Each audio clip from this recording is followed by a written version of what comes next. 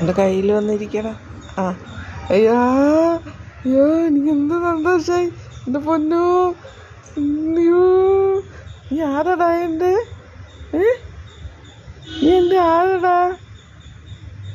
എൻ്റെ കയ്യിൽ ഇരിക്കാൻ പറഞ്ഞപ്പോൾ നോക്ക്, എൻ്റെ കയ്യിൽ വന്നൊരു ഭയമില്ലാതെ ഇരുന്നത്. അയ്യോ കൃഷ്ണ, നോക്ക്, അവന് ഒരു ഭയമില്ല. ഷോ,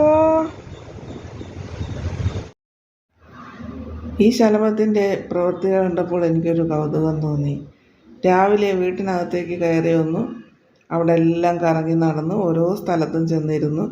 അതിനുശേഷം അത് പുറത്തേക്ക് പോയി ഒരു ചെടിയിലിരുന്നു. അപ്പോൾ എനിക്ക് തോന്നി ഒരു വീഡിയോ എടുക്കാൻ നോക്കാം എന്ന്.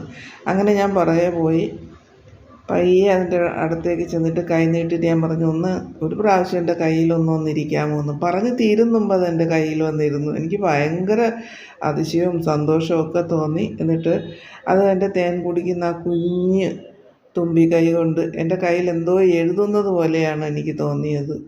ദൈവാംശമുള്ളവരല്ലേ ശലഭം. എനിക്ക് ഭയങ്കര സന്തോഷമായി.